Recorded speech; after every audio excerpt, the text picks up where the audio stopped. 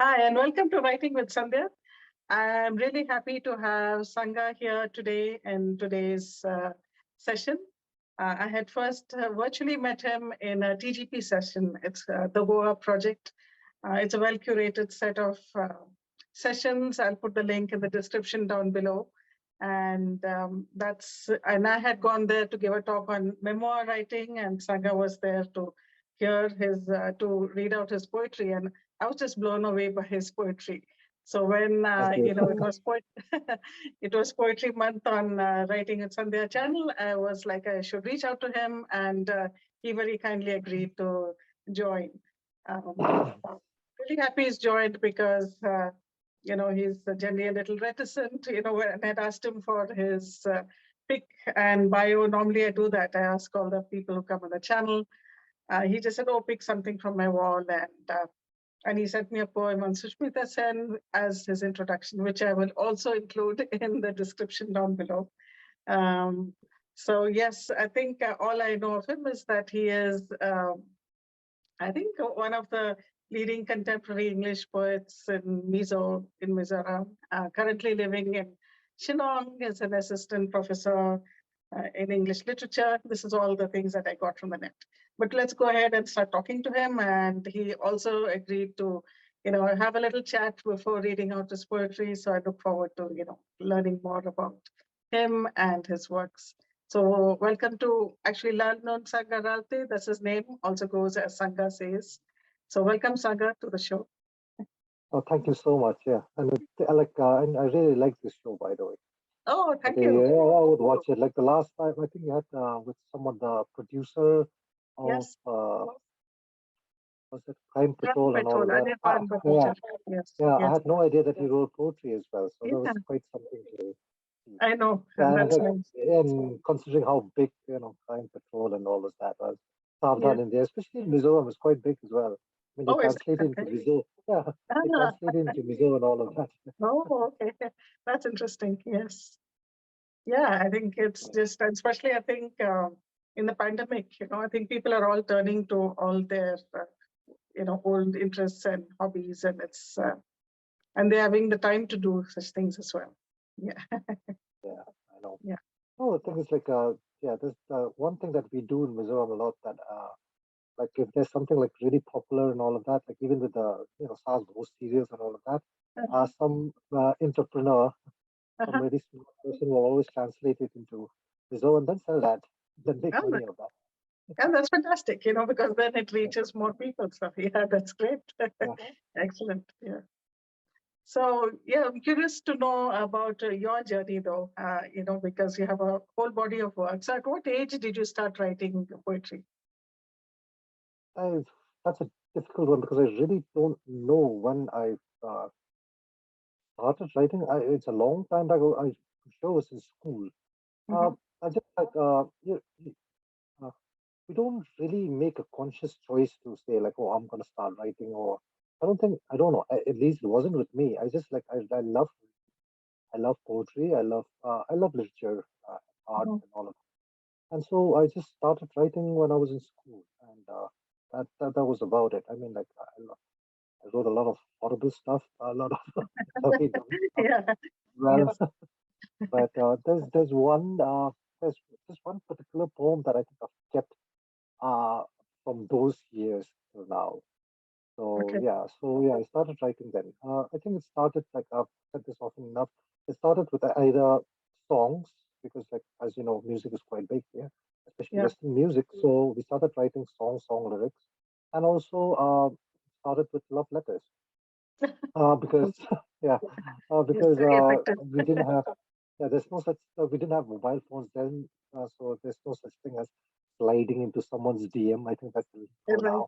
So if you really like someone, you had to write a love letter, and writing a love letter was quite a harrowing experience because if you made any mistake, you became the laughing stock of the whole school or something like that. Yeah. So yeah. So anyway, but yeah, I used to write love letters to my friends and all of that. So yeah, that's how I started writing, I suppose. Oh, that's great. So that's a nice inspiration, and which actually leads to my next question. I was going to ask you, like, who's your muse or what's your muse. So it looks like, yes, I think looks like, okay, romance is one of them. But just wanted to ask you, because I've been following you on Instagram and seen that you write on a variety of things. So wanted to understand what your muse is. I really don't know again. Like Yeah. because like you never know when the inspiration, that's what we going to call it, Mhm. is going to hit. Sometimes you could be just like either washing dishes or just in the bathroom, or you could be Yeah. anywhere and something just clicks. And of course, like you do read a lot of things. You store a lot of lines and possible imagery or things like that in your head. But to finally like sew them all together, it happens somewhere and then it just clicks and then everything fits. And like, I don't know how that happens. It just Right. happens. Yeah. So it can be from the mundane to the sublime. Yeah, As you yeah, say. Yeah. yeah. I So mean, yeah, our definitions of mundane sublime. that's true. Anyway. That we can have a whole discussion on that, I think. Yeah, Okay. true. Yeah. So, what moods or, what environment moves you to write? Again, as you said, it could be anything, but have you found that there are particular moods in which you write, or do you just write on a variety of different topics and moods? Um, I think, yeah, when you're in a heightened state of emotion, I suppose that's always it helps. What that emotion is, it could be anything. It could be happiness, sadness, uh, joy, could be anything. But like that heightened state of it, I suppose for any writer would be like it there's that need to express it, there's that need to let it out. I suppose. Yeah, for me, I've always said like it's like an exorcism of sorts, where you just like haunted by these things, and then you write it out, and so you get a sense of release from those whatever. Because even it does not mean that it's always about bad things, even good things. Sometimes it gets too much with you, and you need to write it out, and then that, like somehow shares the burden with you, like you relieve your burden a bit. So you breathe. Yeah, yeah. I think it's like it's like a burst of emotion. I think like prose, which is can be it may still be emotional, but it can be more long drawn out. But this is, yeah, you have to just express yourself. Yeah. I agree. So that and I was thinking of different moods and expressions. So have there been any poems or poets that have actually made you cry? Oh, oh, a lot actually. A lot of them Okay. actually. Yeah, because like yeah. So I remember once going to Janice's Marriott. She's a writer as well. Uh, Uh-huh. Read some amazing books, both on land. There was Seahorse and Nine Chambered Heart. Uh, so I remember I went to her house and once and we were just sitting around and she showed me a book that she had about on Sylvia Plath, and I remember just I was just there reading it, and then I was just like tearing up and just looked at me, and I Yeah. get like that a lot when I read. So you have yeah, so there are many poems that do that to me. Pablo Neruda's Ode to Broken Things, for example. Every time I Mhm. read it, affects me a certain way. And then there's a couple of poems by, say, Robin Ngongom, Monody. And there's a new one that he had shared only on Facebook. I don't know if it's published yet, but I remember about it being about winter and all of that. And it's such a Mhm. beautiful poem. So that made me really high as well. There's another one uh, called Sojourn. I think Mhm. it's by Vikna Rao, I think. Okay. And that's again another beautiful one. And there's this other poem called Kissing by Dorian Law, Mhm. Laux. I have no idea how you pronounce that name. Uh, but I always remember, like when I read it, and like there's such a beauty about it. Yeah, I hate using the word simplicity, but there's such a beauty about how they express the commonplace and then turn it into something uh, so much more than that. And the emotions and the philosophy and message, I suppose, behind it as well.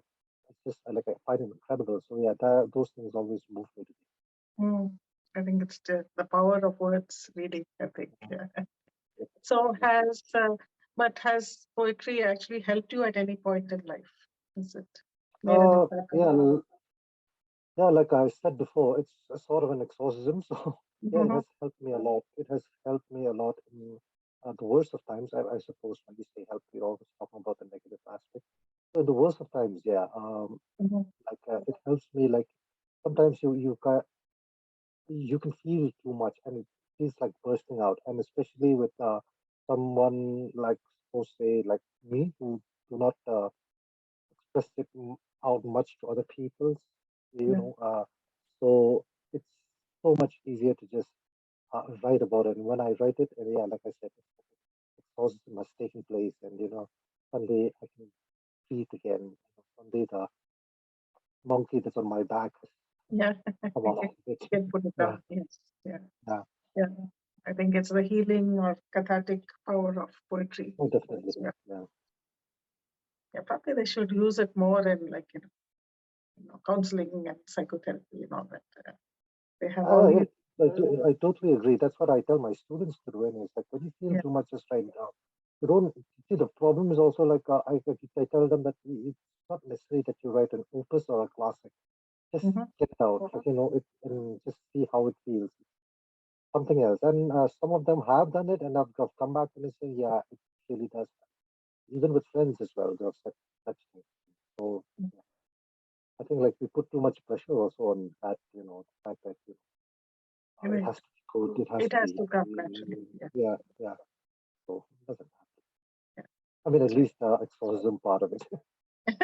That's true. Yes. Yeah. So that's your students who are getting the benefit of, I think, your advice. But are there any other forums for Northeastern poetry? And Oh yeah, we have the Northeast Writers Forum, which is okay. an organization there we have, and before the whole pandemic hit, it is quite an active organization actually, where we will have like meets in almost all the states within the Northeast. So yeah, so we'd go from one state to another, and yeah, they would have meets, and we would have like poetry reading, fiction reading, and then just general talks and stuff like that across all the 8 states here. So yeah, so there is that. And yeah, it's comprised of a lot of very very well known, very accomplished writers and poets. Mhm. That sounds very interesting. Yeah. Unfortunately, this pandemic is just, Yeah, well, it's a good thing, like people or, otherwise whom we may not get to meet, forums like this have come up online, but a lot of the other things which were there, is not there anymore. And that's unfortunate. Hopefully, all of those start again soon. yeah, I hope so. Yeah, let's hope that starts again soon, because like Yeah. it's online is nice, but this just I does not know. compare to Yes. like I've I've been part of like a few readings as well, like few festivals as well, where everything has been online. It's just not the same. Yeah. You don't get that. I guess that sense of connection or even that Yeah, reaction, you you don't don't. feel it. It's Yeah. just you're talking. So one question that I had particularly for you, and I kind of alluded to it in the beginning, is I think you're a little self-effacing. So why do you shy away from all the trappings of being an established poet? I think you call yourself a poor man's poet. Also, any reason for that? Well, it's a lot of reasons. One, obviously, it's like we live in an age where self promotion is Mhm. a very big deal, to be self promoting and shameless self promoting, and I do not want to be part of that. Mhm. That's one thing. And the second thing is that I always like think that a title like uh, somebody to for someone to go yourself a poet, for example, I don't think you should ever call yourself a poet. I think that's someone else should do for you. You know, like someone should call you a poet, and because like, and I again because I hold it in high regard. I suppose that I always feel like you must have done something with poetry. You must have there must have been some accomplishment with it for you to actually before you can actually carry that name. Uh, I don't know, and yeah, like I said, it's like somebody needs to. It's something it's a tag that somebody else has to give to you, not something that you should give yourself. Because like I've always found it very funny where where there's a lot of people now that uh, write poetry, I suppose, especially in social media, and like they write a few short lines here and there, share it online, and suddenly they refer to themselves as poets, and it always gets to me like Yes. always gets me. I always find it funny, like confidence I admire, but but I'm Yeah. like, maybe you should just wait a bit, like, before you call yourself that. But anyway, yeah, yeah, stuff like that. So yeah, and also plus, also the thing is like I'm Mizo, and in Mizo tradition, in our culture, we have this thing. We have a code of conduct that we're supposed to adhere to. It's called Lomwaina. And within that code of conduct, I suppose, of altruism and all of that, uh, Mhm. we're to it is you're not expected to you're not expected. I mean, like within that code of conduct, for someone to like speak highly of oneself, to boast, Mhm. all of those things, it's not really looked up on. It's looked down Mhm. upon. You're Okay. supposed to be self-sacrificing. You're supposed to be, you're supposed to be humble. You're supposed Yeah. to be all of those things. I think like a lot of it has to do with that as well. Yes. No, that's lovely. So I'll call you a poet because I think I've heard your poetry and I think I can do that.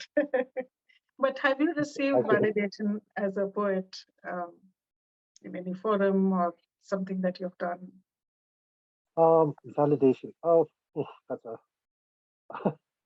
again now with Tricky uh, question. Yeah. so a tricky one because like I think I am I may not be the only one, and I don't know if I'm different for this, but I don't think I ever seek validation, Mhm. so to speak, and I don't think I don't think I ever seek validation for this. I write not because like I want to be a poet. I write not because I need this uh, for other people to call me a poet. I write simply because I have to You write. have to. Yeah. Always been that. My Mhm. audience, so to speak, has been two people for the longest time. Uh, for the longest time. So they were my friends Baruch and Ruben. I wrote it, they read it, and that's it. And I was happy with it. Like to be quite Mhm. honest, I was very happy with that fact that I got to share with them, and they liked it. It's like okay, over the moon. And then of course, readership kind of grew, and then social media made it grow even more. And then other people are reading it and enjoying it and sharing it, and then it grew and grew again. Like now, I'm talking to you where you have heard of my poetry, which is like kind of very surreal for me. But yeah, so in that way, it's like I don't know if I ever seek any sort of validation, but then again, I don't think that would be completely true. I think like every one of us seeks some sort of validation, I suppose. Um, yeah, but I think like for me, it's when I'm very fortunate in the sense that I'm very close to the people that I would consider my influences. Like for Mhm. example, in the Northeast, we have these amazing poets like Kim Singh Nongundri, Robin Nongam, um, Eastern Kire, Tansulao. We have all these amazing writers, and like when these so I meet these people through the forums, sometimes through festivals, sometimes through academic work, but they do read my work and then they commend me on it. I think that's a bit of a that's I suppose can be validation. Yeah. And then one more thing was that oh yeah, there was one time that I was in Chennai. I was there for poetry festival as well. Where after the reading, someone came up to me and said, "I've never heard about." Mizoram in particular, or your people in Yeah. particular. I know the Northeast is there, but I've never heard your language or of your people. But what you read out really intrigued me, and I'm sorry that I didn't know, and I'm gonna make sure that I learn more about your people. I think that's one of the biggest best things I've ever heard. Yes. I think truly, I think poetry, just like any other forms of art, is an ambassador of a culture, right? So I think it's a way of taking culture or people to understand, one's culture as well. You've done some translations as well? Yeah, sorry, you were saying something. No, no, it's just a translation. Translation? Not really. Okay. Translation, yeah. I mean, like, as in, like, I've translated a few German poems into Mizo. Um, so, but that was because of that Germans offered that I think that Goethe-Institute organized called Poets Translating Poets and all of that. So, as far as that's concerned, no. I've done a couple of translations that uh, not see, they're not whole poems or songs, but there's certain lines that I like from our own songs and our own folk songs and poetry and all of that that I carry over to English that I try to translate over to English.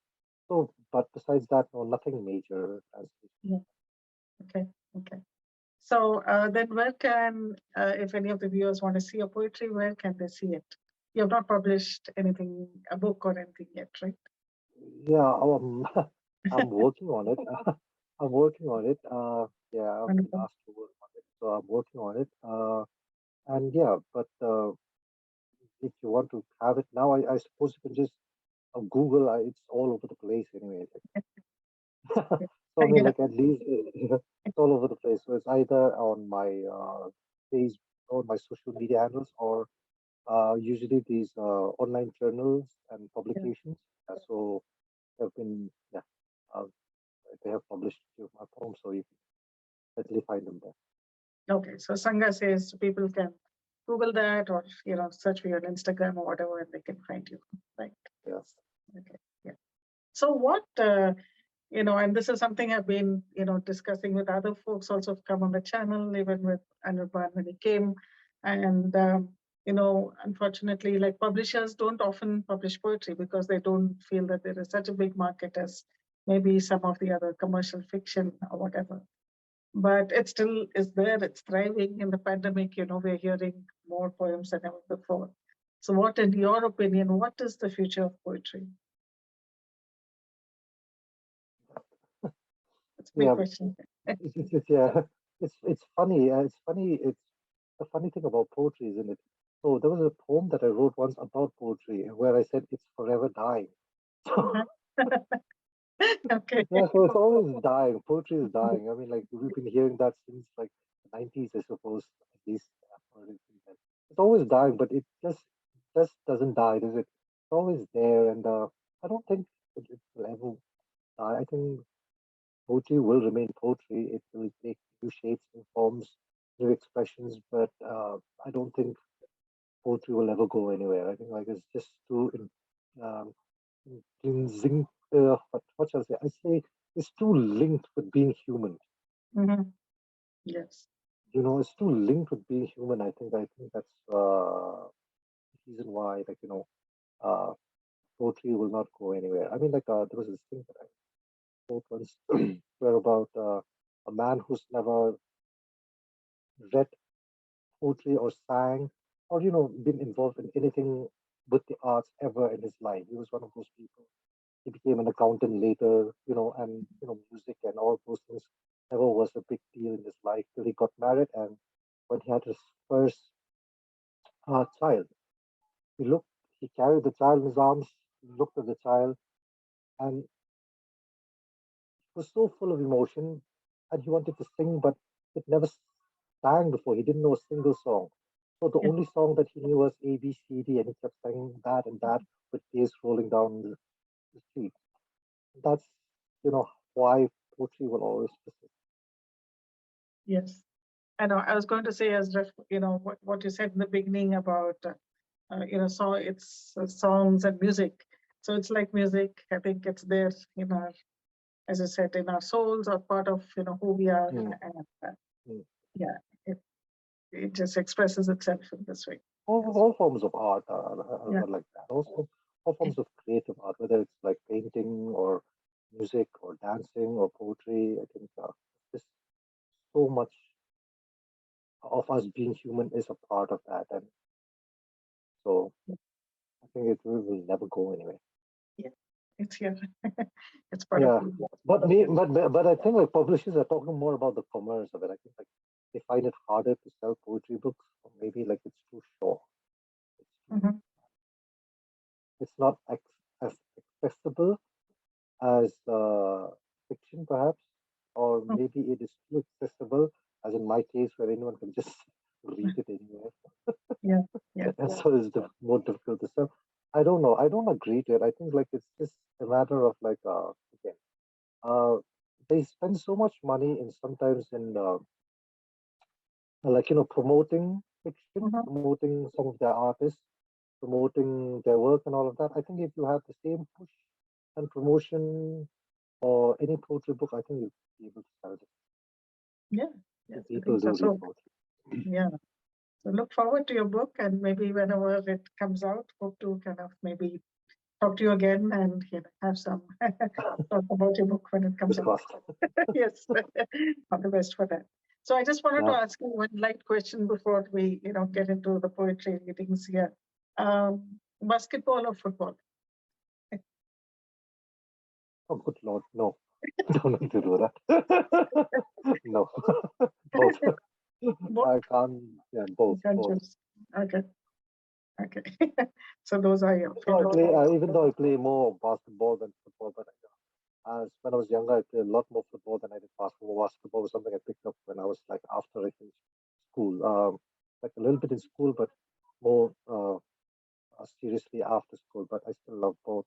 I still play both all the time. So when I can, not all the time. I don't have time much anymore, but when I can, yeah.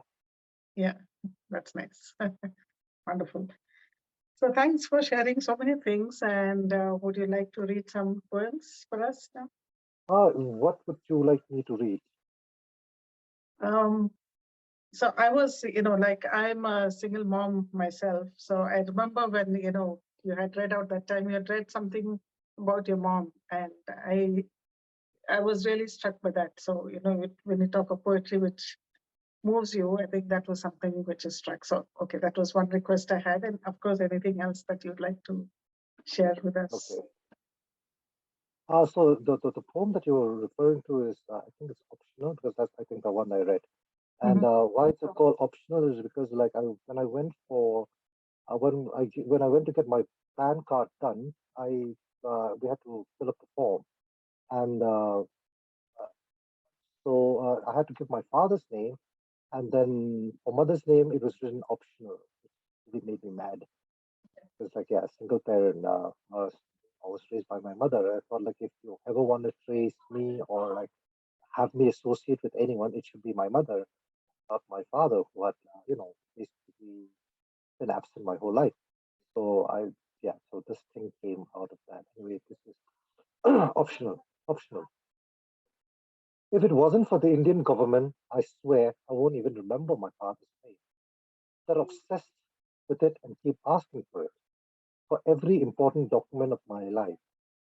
Nowadays, I have to write late as part of his name, and often I'd hear a polite cough or I'm sorry, and I'd think, if you should feel sorry, then feel sorry for that second name there under optional, mother's name, or Swami Havnar, superfluous, apologetic, years of sweat and worry and weary and alone, optional.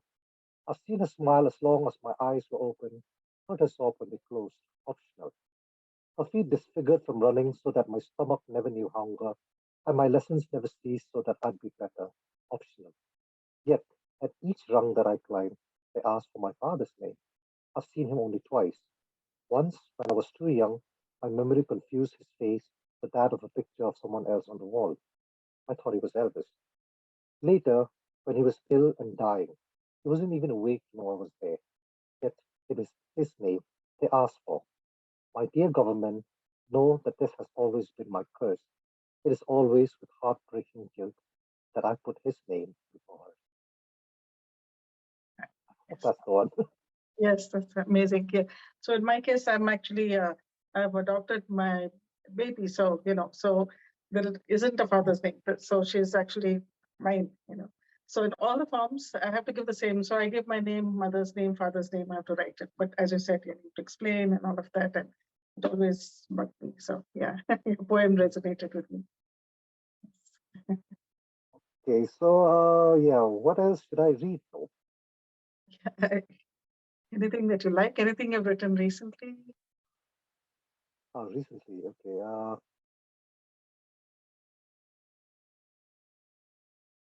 Okay, this is from a my poems are pretty short, so anyway, but anyway. So this is Aizawl. Now, if you go to Aizawl, the thing is like that city is built on really steep slopes, like Mhm. basically like that. Right? You'll find 45-degree angle roads, and if not used to driving in places like that, it gets really scary. But Uh, also the thing is that when you're living in such a place, almost every house has a great view, at least on one side of the window. yeah. And also, if you happen to be on the other side of the hill and looking at this side of the hill, especially at night, it's just a wall of light in front of you. Mm, And so, yeah, it's just a wall of light. And sometimes if you happen to catch it from the frame of a window, it kind of looks like a painting as well. yeah. Just a painting. Yeah. So anyway, so this is Aizawl. Anyway, okay. So sometimes this city can look two-dimensional, like a pretty painting set on canvas. There, just out of reach on display, as though if you would inch nearer, you can disappear into its embrace. And I can't tell if it's her that calls or my own longing for home. I swear, sometimes she loves me, no matter how many times she rejects me. Then the lights go off, everyone returns to their heart within the painting, and I am still here, wondering if I could inch closer. I can almost touch it. That's Thank one. Yeah, I hope you like that one. Yeah, I loved it. I'm like, okay, I'd love to visit Mizoram sometime, and maybe when all the love to listen to maybe the poetry festivals when they come up, come and listen to that. I think that'll be amazing. Yeah, that'd be nice. So this one is called Fabriano. Yeah, it's the name of a diary. Fabriano diary. Yeah, one of those fancy writing pads. But anyway, so this one's called Fabriano. Uh, how did you never see the fire? Perhaps it was too bright where you stood, stealing the show under high beam headlights. How did you never hear my voice? But they were all calling your name, and mine was lost in the noise. I never left the month you left me in. The poetry pressed into the Fabriano pages remain. I would tell myself that here is love and open them whenever I needed to feel it again. It's a strange thing to grow older, your hands busy in the madness of day, holding the ramparts as they break all around, and often things slip through and float away. A deluge of dreams and desires flowed by, but I had always hoped to stay. When April madness is over and the world has taken its shape, I shall write a song for summer, for the sun and for the rain, for you to say, here is love, and sing it whenever you need to feel it. Lovely. Mm, it's beautiful. Uh, wait, let me search for one. So I told you about the fact that I used to have only just two people, the audience there was just two people. So one of them is Baruch. She's an excellent, brilliant writer as well. His mom is Malswami Jacob. She's written the book Zorami and all of that. But anyway, Mm, so he moved after Shillong. He moved south of work, and then now he's living in New Zealand. So anyway, this poem is called Dear Baruch. So that's who Baruch is. mm, Anyway, this is called Dear Baruch. Dear Baruch, I have often tried to imagine the sunsets that you have described. How you say they fall with a satisfied sigh, dipping into the white sands of Gokarna Beach and merge the shadows into the palm trees. Or the ones that you see now down there amidst protest signs and occupying Ayodhya Square. You still pause to look. How strange and yet familiar they seem, like that. I imagine we have sunsets here too, but in our rush to get home and ready for churches and committees, we have missed it. We only have white walls and bright lights, taunting and indifferent sun. Adamant that the world is bad and ending, and our little lives worthless and suffering, we offer up prayers, convinced of their worth in volume. I sometimes wonder, bro, if God is not in here, but out there, busy making sense. Mm, okay, interesting. Yes, that's nice. So you're still, even though he's far away, you're just, yeah, still talking to him. Lovely to have such friendships. Yeah. What else? Um,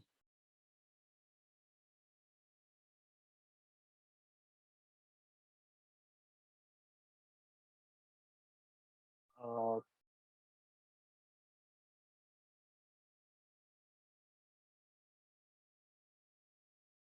but this is about pears. There's a pear tree that we used to have right next to our house. Not anymore, but anyway, we get it from home, I suppose. So this is called pears. The birds were quiet when they felled the old pear tree. It bled bark and flints, and held the axe in its side in resistance. I imagined a majestic thud to accompany its fall, but it squeaked and crackled and laid an angular awkwardness as they tore it apart. There was a time it bloomed and burdened its branches with fruit. When they could hold no more, they passed away to our roofs, our steps, our water tanks. To a young boy, winter was the smell of pears, the sound of feeding birds, neighbors bathing in sun, words soaked in juice and acid, sentences punctuated by rhythmical crunches. Pears come at a ransom now, wrapped in pink nets and labeled imported from a land far away. There are no birds left, just the stump of a tree and the Mm, very evocative. uh, okay, so this one is a Christmas carol. Um, anywhere, anywhere, there are only two kinds of places anywhere. Adrian Henry's talking after Christmas blues filled the afternoon of cups and cigarettes and spoons, crackers and cars and caroling tunes. The waitress smiles gently. There's somewhere else she'd rather be. I assure her both Christmas and I will be gone soon. Hazael's mother wipes the dirt off her feet. There is loneliness in the way she greets. She pretends she doesn't know why the cakes for this year's Christmas remain unbaked. She said she would try, but how time flies. And I swore if she will not break down, then neither will I. Such bright lights, burning deep into the night. And when all photos and obligatory fun are done, all is quiet, save for the baby, the drunk, and the derelict, longing for the warmth of the sun. Oh, anywhere, anywhere. There are only two kinds of places anywhere, one with you and one without. Mm, I think festival times often lots Huh? of thoughts come up. Yeah. Yeah. Okay. Yeah. Okay, what else do you want to hear though? Is that enough? You want to hear more? I'm happy to hear more. Okay, let me read you this one. But you've heard this, Jero, about my place, about the bamboo dance? Okay. No, have you? I think you've heard this one, but anyway, okay, let's read this again. Okay. Jero. I'll listen to that. Okay, so Jero is our bamboo dance, like we're famous for our Bamboo bamboo dance. dance. Okay. Yeah, Mm, yeah, yeah. Okay, so yeah. it's called Jero in our language. But anyway, so I cannot place it in terms of the bigger picture, but it's somewhere south of where I am here. A place that is built on some great mercy of Providence, with houses teetering on cliffs. We are known for our dance that have bamboo snapping at ankles, as our young men and women, dressed in tradition's best, hop in and out. The essence of this dance is the understanding of rhythm and balance, where one wrong movement would lead to disaster. One, two, three, four. One, two, three, four. This dry and dusty place boasts of small towns and big houses with comprehensive differences in warmth and sizes.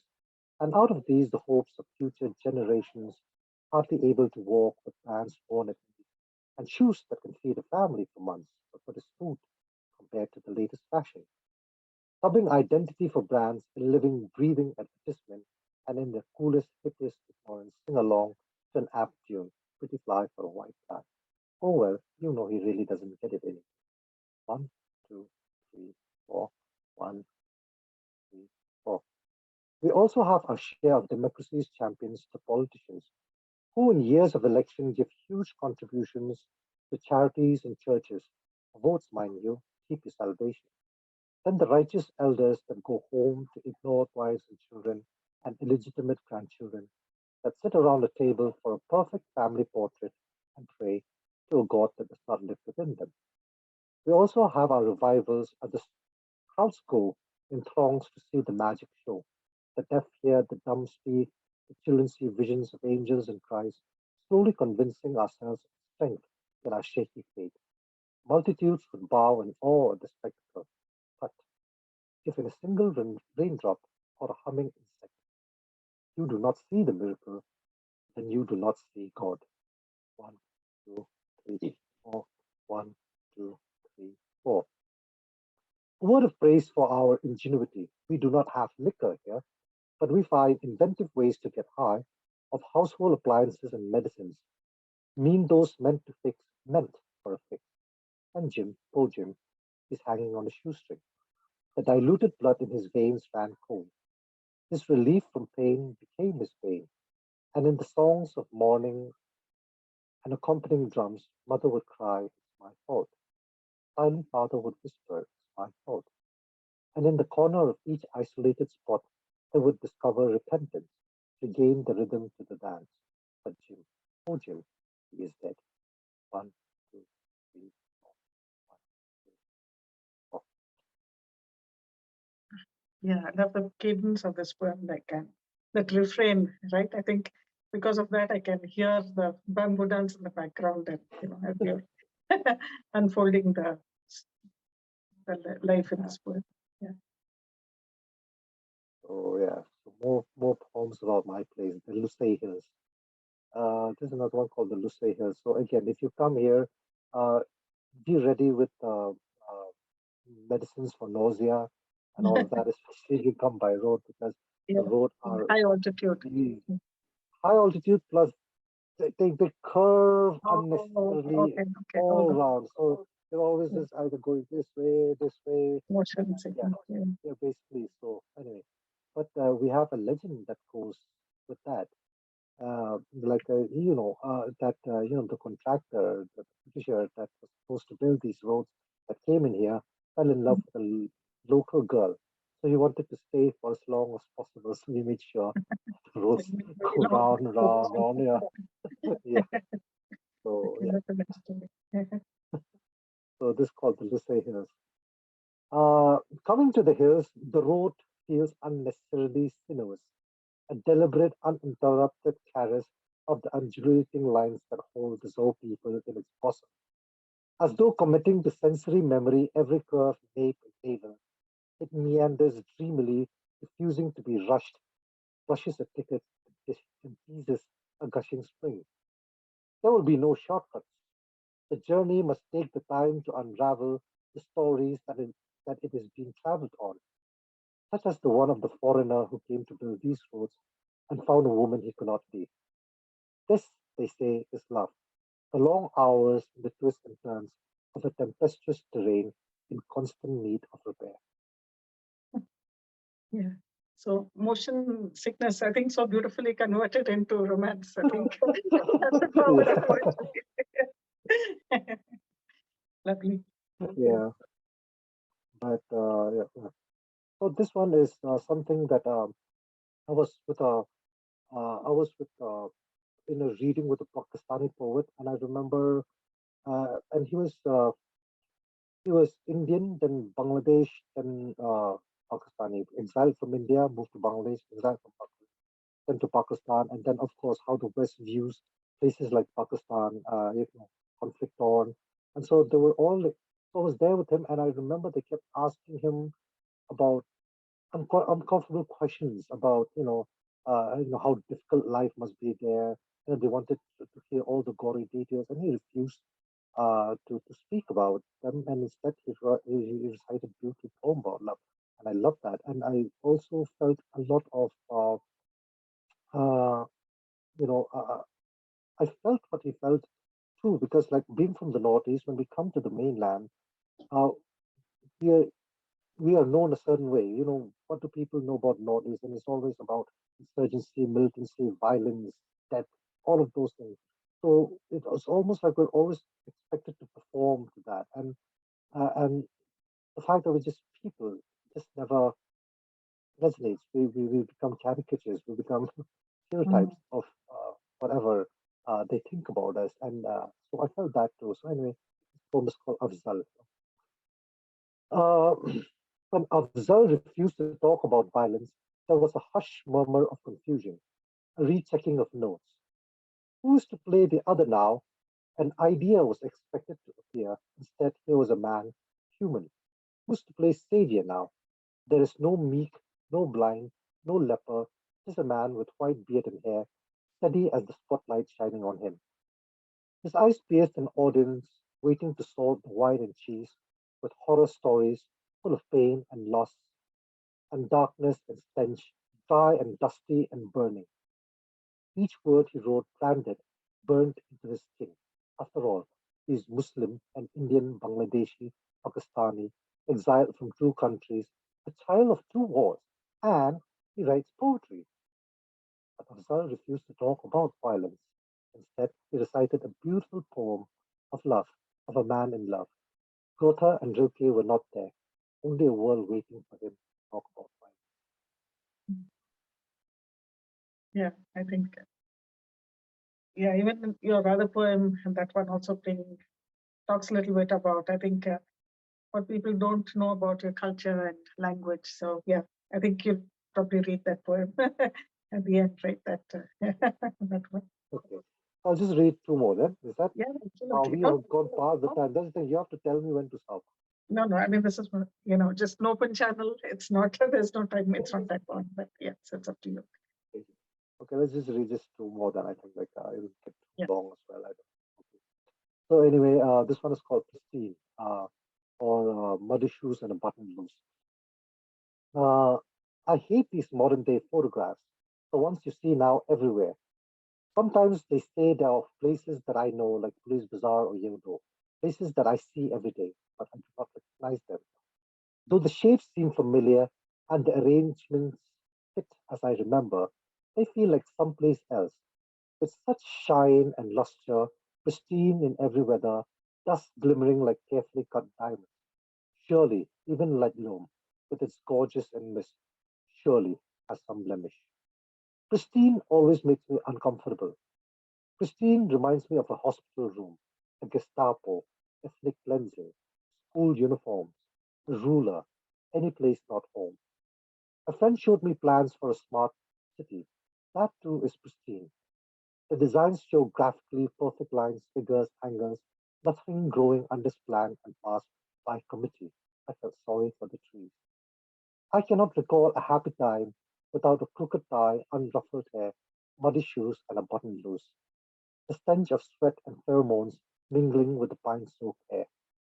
Blemish was my grandfather's face, but wrinkles and scars making it old. Pristine was his coffin. I think the initial part of your poem, it's like reminded me of photoshopping. I think images just get Photoshopping. photoshopped. Yeah, Yeah, everything right now is just pristine and touched up, and yeah. everything has to be perfect. It is like Yeah. bad. Mhm. It doesn't have to be. Okay, what else do I read? I said one more, no? So should I read that poem that is at the fuck you poem? Yes, I'd love that. Okay, so yeah, this is the fuck you poem. I've always said like, this is my love letter to the world and happily named fuck you. Yeah. Fuck you. Fuck you. But before you take your head aback, understand that I am from a people. with names such as Faka and Faki. And coincidentally, you probably have guessed their gender correctly. See, in my language, Fak, spelled F-R-K, is a good word. It means to praise or to exalt. Fuck Eliot, fuck Shakespeare, and fuck you too. Now that you've learned a word in my language, maybe I'll learn one in yours. Maybe then the boxes that we put each other into will start to take the shapes of people, standing across each other amidst the rubble, arranging the stones, trying to make something beautiful. Maybe my word will replace yours, and yours will replace mine. Maybe then the falconer will hear the falcon, and things won't fall apart so often. But until then, I'm inside this box, dreaming. Fuck them. It's powerful. Yes. I think with that, you know, we can just spend so much more time just talking about, I think, stereotypes and I think, making connections. I think just talking, right? I think realizing Yeah, that that's when stereotypes are broken down and people come alive and they're just other people, and other languages or whatever. So that was yeah, beautiful. yeah. Yes. It's always when we share like art that these things come to light. We come to realize how similar we are, or how even our differences that there's so much to learn from one another. It's always like, yeah. So which is why I always like, especially smaller festivals like poetry readings that we do, where we get to discover these things. Uh, Yeah. so yeah, that's what I missed about, the whole offline reading poetry. So here's wishing we get, offline soon. And thank you so much for Of spending the course, thank time you so much for coming on having my me here. channel. Had a wonderful Thank you time. so much, and I wish the best for your channel. I'm sure it's going to grow exponentially. I Yeah. think it's something that we need so badly. Also, Yes, just have a absolutely. a channel for literature and arts and stuff like that. I think it's yeah. I think this is such a wonderful idea. Yeah. I mean, so for me, I'm having a great time. I'm like, okay, this is wonderful. Yes, you can get to not only read and write, but even talk to other people who, read and write. So this is really, I think, great for me as well. So thank you I so wish much. you all the best. Yeah.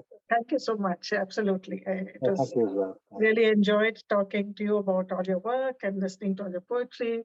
All the best with your poetry book, and do let us know when it comes out. We'll definitely talk about it on our channel.